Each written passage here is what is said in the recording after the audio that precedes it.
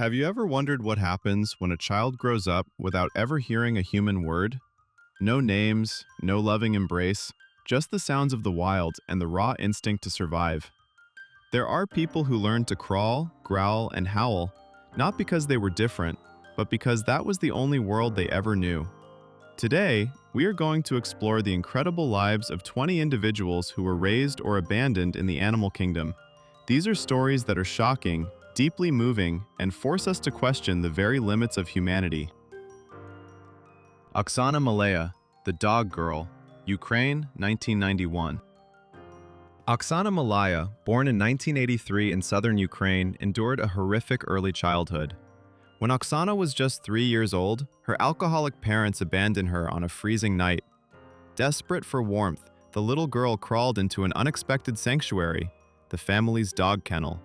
For 6 long, arduous years, that cramped kennel became her home, and the dogs there became her only family.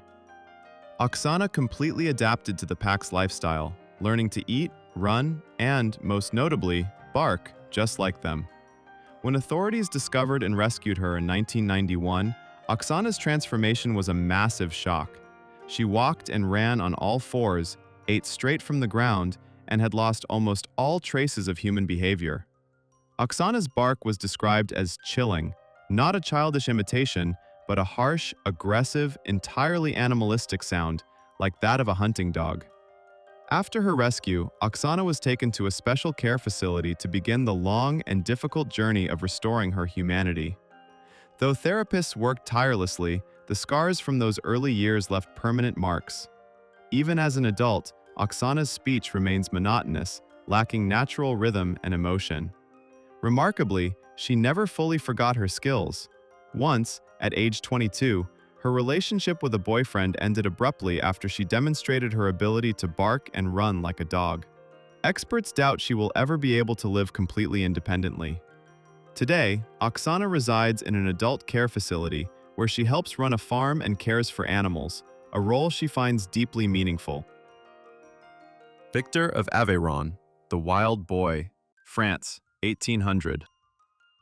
Victor of Aveyron is one of the most recorded and studied feral child cases in history, representing the great debate about human nature during the Age of Enlightenment.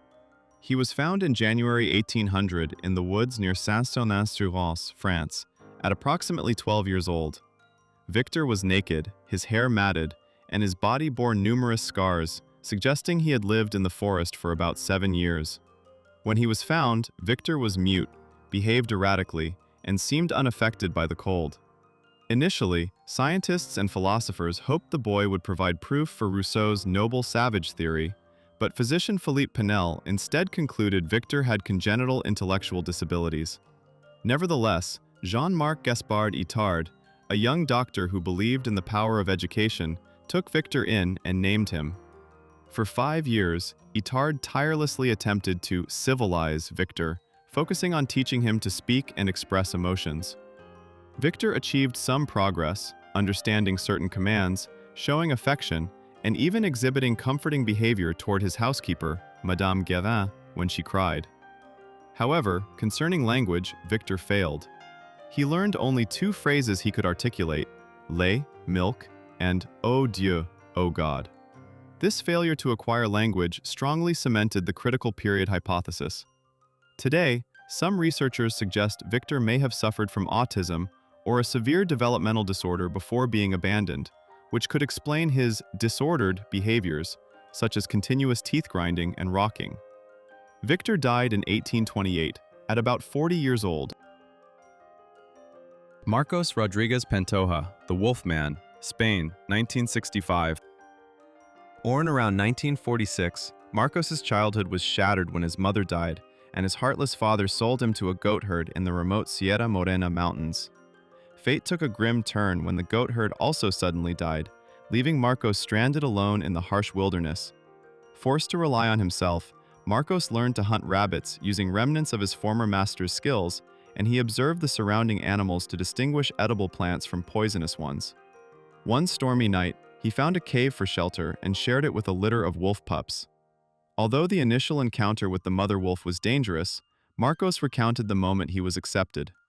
After feeding her young, the mother wolf nudged a piece of the hunted meat toward him, which he ate.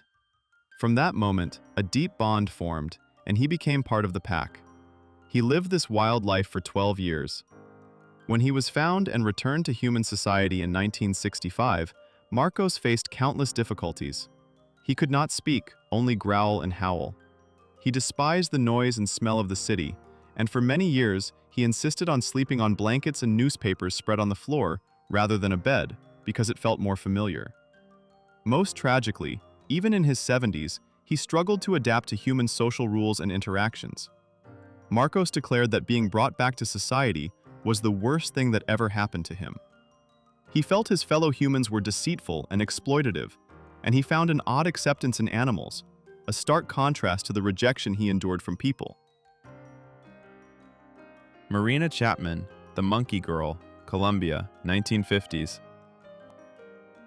Around the 1950s, amidst the chaos of the Colombian Civil War, a young girl was kidnapped by bandits. Subsequently, for reasons unknown, the girl, about 4 or 5 years old, was abandoned in the dense, thick jungle. Left alone, Marina's life took an extraordinary turn. She was adopted by a group of capuchin monkeys. For 5 years, the monkeys taught her essential survival skills: searching for fruit, identifying safe water sources, climbing trees, and avoiding predators. She learned to walk on all fours, make sleeping nests on branches, and communicate using body language and gestures similar to theirs. One dramatic and touching detail is that when she ate poisonous tamarind leaves, the alpha monkey led her to a pool of water to drink and vomit, thereby saving her life. However, Marina's ordeal did not end there. She was discovered by hunters and sold into a brothel, where she suffered abuse and hardship. After escaping the brothel, Marina survived on the streets using the instincts she learned in the jungle. Fortunately, her life changed when a British family brought her to Bradford, England. There, she married a microbiologist and raised 2 daughters, building a new life. Although some doubt the authenticity of Marina's story, her ability to relearn language after losing it, coupled with her successful reintegration, is a powerful testament to the resilience of the human spirit. John Sabunya, the Monkey Boy, Uganda, 1989. The story of John Sabunya, also known as the Monkey Boy, began tragically in the village of Bombo, Uganda in 1988. After witnessing his father murder his mother, 3-year-old John fled into the jungle to escape the family tragedy. Left alone, the chances of survival for a small child in the jungle were slim. However, John was rescued by a troop of vervet monkeys. Initially, the monkeys only surrounded John out of curiosity, but then they began throwing food his way: bananas and sweet potatoes. Over time, John learned to climb trees, used their unique vocalizations to express emotions, and even helped the troop in raids to steal food from nearby village fields. After about 2 years, John was fluent in the monkey language, capable of fully understanding and responding to them. In 1989, Millie Saba, a local woman gathering firewood, spotted the strange, naked creature climbing branches like a monkey.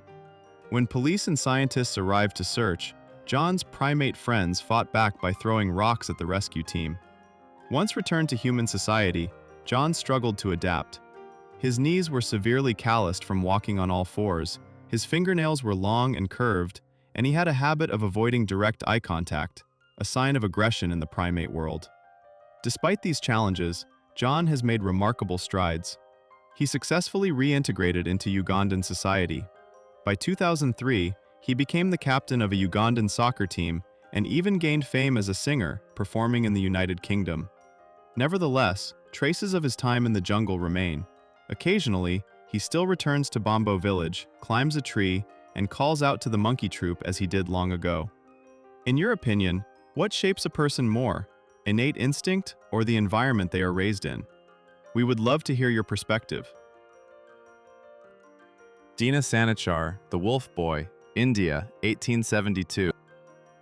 In 1872, in a cave in Sikandra, India, a group of hunters discovered a bizarre sight: a boy about 6 years old living with a pack of wolves. Deciding to intervene, the hunters smoked out the wolf pack and captured the boy, who was later named Dina Sanichar. When brought to the orphanage, Dina's behavior was entirely animalistic. The boy walked on all fours, ate only raw meat, and refused cooked food. One of Dina's most shocking habits was chewing bones to sharpen his teeth, just like a wolf. Like many feral child cases, Dina was largely insensitive to temperature changes. Orphanage staff found Dina difficult to bond with humans and communicated primarily through growls and grunts. Despite living with humans for over 20 years, Dina never learned language. He only acquired one human habit: smoking cigarettes. Dina Sanichar died in 1895 at the age of 34, leaving behind a haunting story about the permanent impact of early isolation on human development. Sujit Kumar, the chicken boy, Fiji, 1978. Born into an unfortunate family, Sujit's mother committed suicide and his father was murdered. The boy was then confined to a chicken coop by his grandparents, who did not want to raise him, for 8 years, starting from a very young age. When discovered by local authorities in 1978, at age 8, Sujit was wandering the streets, flapping his arms like a chicken, clucking and pecking at food with his mouth. His body was adapted to survival posture, with poorly developed motor skills.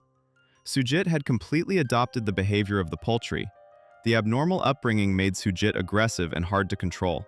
He was placed in a nursing home and was tied to a bed for 20 years to prevent him from harming his caregivers. It wasn't until Elizabeth Clayton, a kind Australian businesswoman, learned of his case. She established a specialized sanctuary to care for Sujit and other abandoned children.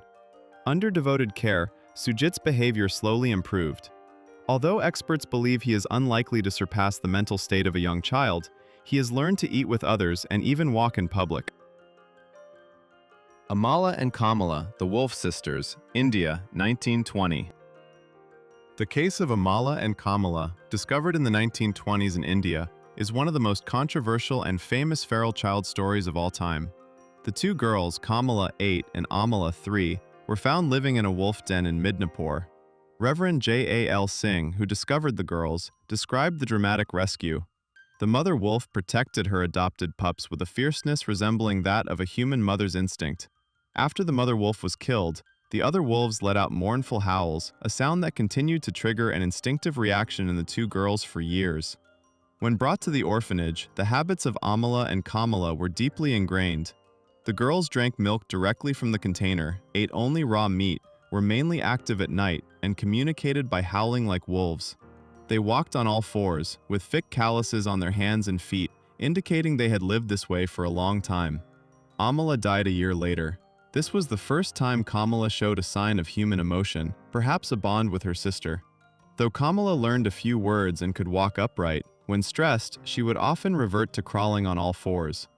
Although this story is extremely famous, many modern researchers, including French surgeon Serge Arolis, argue that it was likely a hoax created by Reverend Singh to raise funds for the orphanage.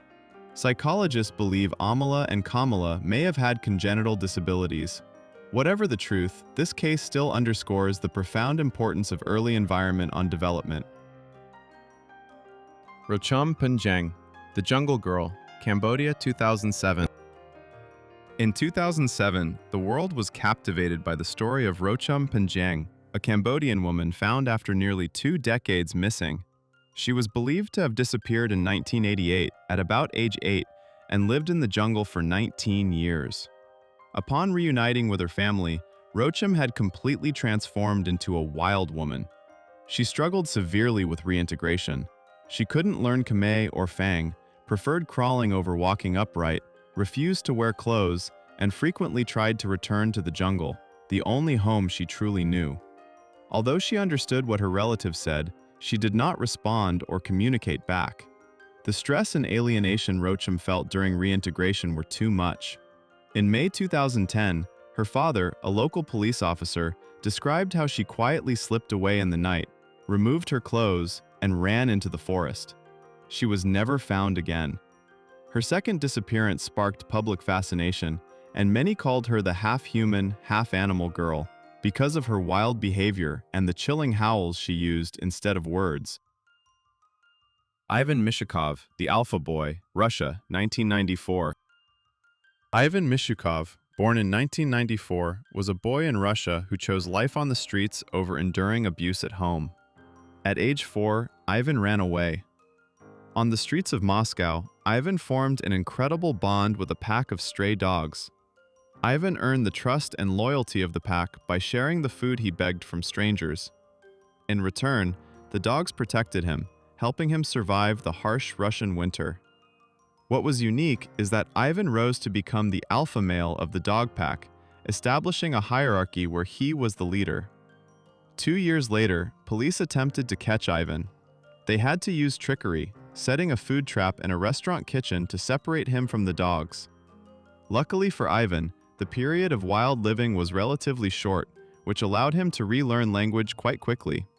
He was moved to an orphanage and later studied at a military school, even serving in the Russian army. Want more content like this?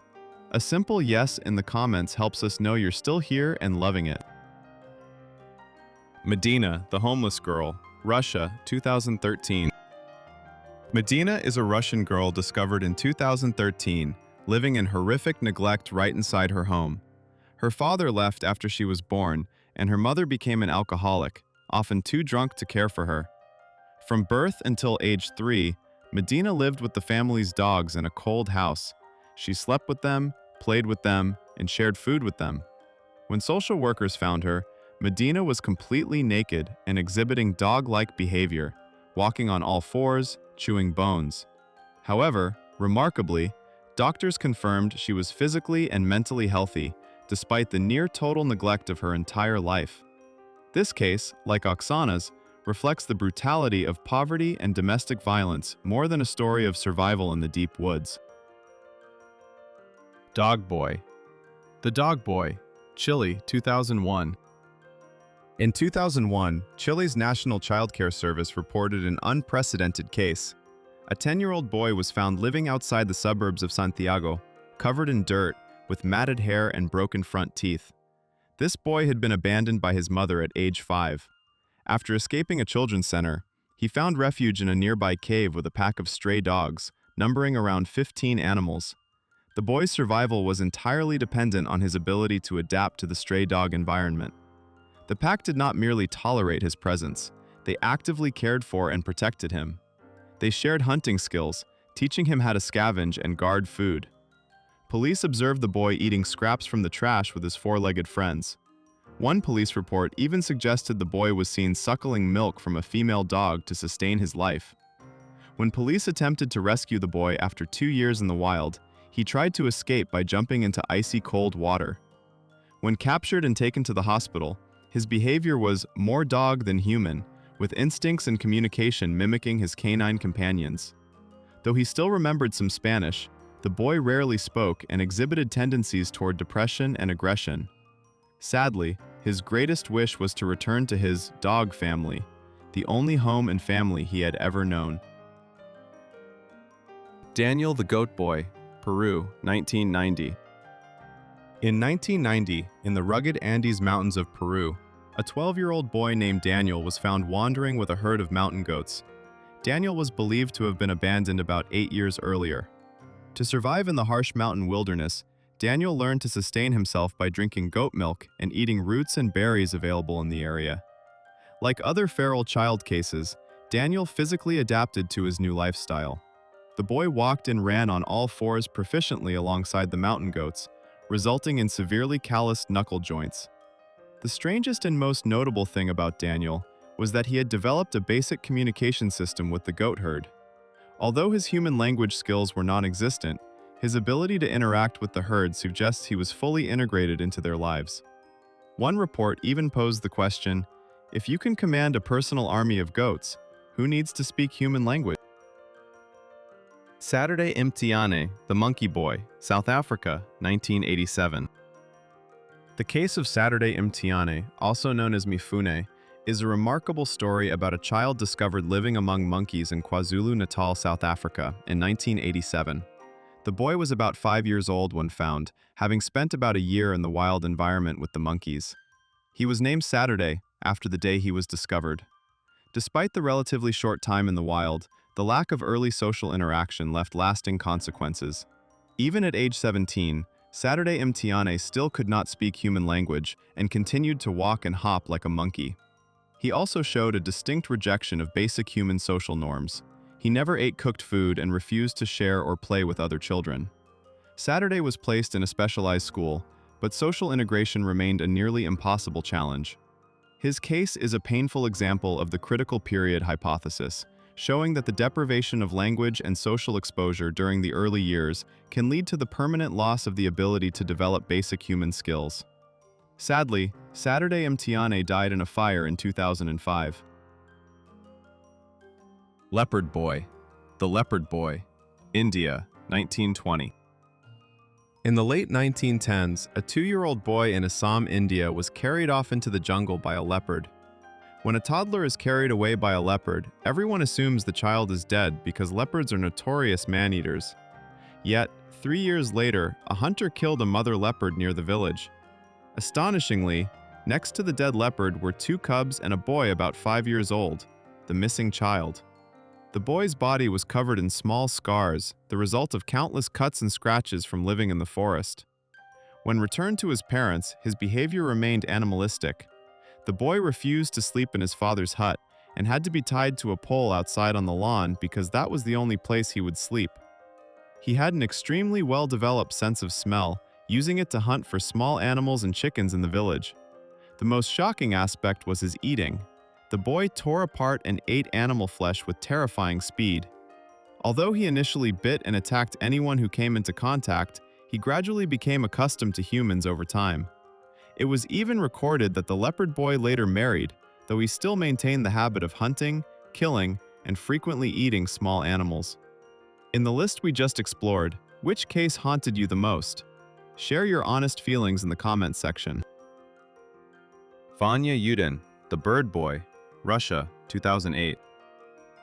In 2008, 7-year-old Vanya was found in a small 2-bedroom apartment in Russia. The tragedy lay with his mother. She never spoke to the boy, but treated him like a pet bird, keeping him locked in a cramped room full of bird cages. Completely deprived of linguistic and emotional interaction, Vanya lost the ability to communicate using human language. When discovered, the boy could not speak but could only chirp like a bird and flap his hands like wings. Although noted to be physically unharmed, the boy was completely incapable of normal social interaction.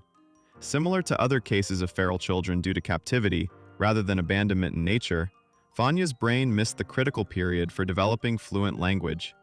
After his rescue, authorities moved the boy to a specialized care center, where psychologists and experts worked to help him recover and reconnect with humanity. Natasha, the Cat-Dog Girl, Siberia, 2009. Unlike stories of survival in the deep jungle, the tragedy of Natasha, who was 5 years old at the time, originated right inside her home. The little girl spent her entire life locked in a cold, filthy room with dogs and cats, without heating, running water, or sewerage. Because she was completely deprived of human interaction, Natasha lost the ability to speak. When found by police and social workers, she exhibited entirely animalistic behaviors, with officers describing her as having clear attributes of an animal. Her behavior reflected the bonding and learning from her 4-legged companions. She growled, pounced at the door, and barked loudly when caregivers left the room. Natasha's case, similar to Oxana, Malaya, or Marina, reflects a painful reality. Modern feral children are often victims of severe neglect and abuse by their own parents, where household pets become their only companions and teachers. Sidi Mohammed, the Ostrich Boy, North Africa, circa 1940s. Completely different from the tragic tales of aggressive wolves or cunning primates, the case of Sidi Mohammed, also known as Hadara, is a rare story involving flightless birds, ostriches, in North Africa. Around the 1940s, as a 2-year-old boy, Hadara wandered away from his family in the Sahara Desert. Instead of facing destruction, he encountered a flock of ostriches and, astonishingly, they accepted him as a member of their group. For many years, Sidi Mohammed lived among these large birds. He learned to mimic their characteristic movements, mastering their swift running stance and foraging techniques, allowing him to survive in the harsh environment. He was discovered when he was about 12 years old by ostrich riders, living with the flock. After being returned to society, he reintegrated, married, and had children. However, Hadara's story challenges the line between fact and legend. Although widely circulated in the Western Sahara and recorded in detail by a Swedish writer, the author admitted she did not entirely believe its authenticity, publishing it only as an example of stories told in the desert. Feline Guardians, the Cat Protectors, Argentina, 2008. This story is a unique testament to compassion crossing species boundaries, occurring in Misiones Province, Argentina, in December 2008. Rather than tales of children surviving through the hunting instincts of wild beasts, this case revolves around the strange benevolence of a group of semi-domesticated animals, stray cats. Police officer Alicia Lorena was on patrol when she was drawn to an unusual sight, a group of stray cats gathered in a strange, fierce formation. As she approached, she discovered that the center of the protection was a boy about 1 year old, abandoned in a gutter. The extraordinary thing is that these cats were not just near the child, they had become reluctant rescuers, keeping the boy warm and protecting him through a harsh winter. The cats licked him to prevent him from becoming hypothermic, and even brought back small scraps of food to sustain the child's life. When police and social workers tried to approach, the cat pack reacted fiercely, hissing and arching their backs, demonstrating a clear protective instinct toward the child. A few days later, a homeless man claimed to be the boy's father, explaining that the stray cats had always had a special affection for his son, and that affection was strong enough for them to assume a protective role when the boy was lost. This case sparked great public admiration, emphasizing that kindness and maternal instinct are not limited to humans, but can also flourish strongly in the animal kingdom. Romulus and Remus, the Foundation Legend, Ancient Rome. To conclude our list, we must mention the most famous wild twins in history, Romulus and Remus. Romulus and Remus are mythical twin brothers, sons of the Vestal Virgin Rhea Silvia and the god of war, Mars. Their fate began tragically when King Amulius, fearing a threat to his throne, ordered their deaths. The brothers were placed in a basket and set adrift on the Tiber River, seemingly destined for death on the water. However, destiny intervened. The brothers were rescued by the river god Tiberinus, and then found and suckled by a she-wolf. According to legend, this mother wolf nursed the two children in a cave called the Lupercal. This unexpected act of care from an animal saved their lives. Finally, a shepherd named Faustulus stumbled upon the twins in the wolf den and adopted them. Growing up together, Romulus and Remus developed into individuals of great physical strength and sharp intelligence. They naturally became leaders and attracted many followers. As adults, the two brothers, along with their grandfather, overthrew Amulius and decided to found a new city. Tragedy occurred when they disagreed on the construction site. Romulus preferred the Palatine Hill, Remus preferred the Aventine Hill. They decided to seek the approval of the gods through a bird divination contest, augury. Romulus claimed victory after seeing 12 signaling birds, double the number Remus saw. The conflict escalated when Remus mocked Romulus's new city wall and was killed by his own brother, or one of his supporters. Romulus then single-handedly laid the foundation and became the first king of the city named after him, Rome. This is one of the oldest known stories of feral children, and the image of the she-wolf nursing the twins has been an iconic symbol of Rome since at least the 3rd century BCE. Modern scientists, however, offer a sober view. The milk of most animals, including wolves, does not contain the proper nutrients to sustain a human infant. Therefore, the case of Romulus and Remus is regarded as a profound myth, reflecting Rome's reliance on divine origins and wild instinct, rather than a factual record of a child being raised by animals from infancy.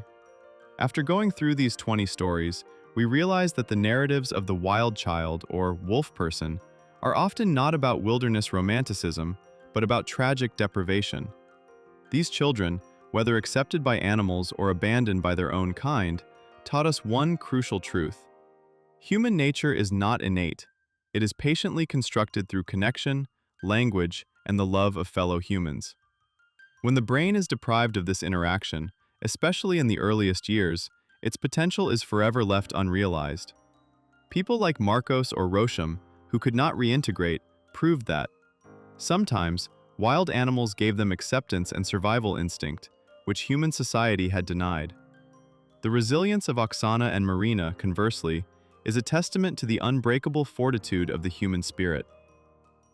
If given the choice, Would you want to know more details about a case that successfully reintegrated, or a case that chose to return to the wild? Comment below this video. Thank you for joining Back to Yesterday on this journey exploring the delicate boundary between instinct and humanity. Don't forget to subscribe and share to motivate us to bring you other unbelievable but true history stories.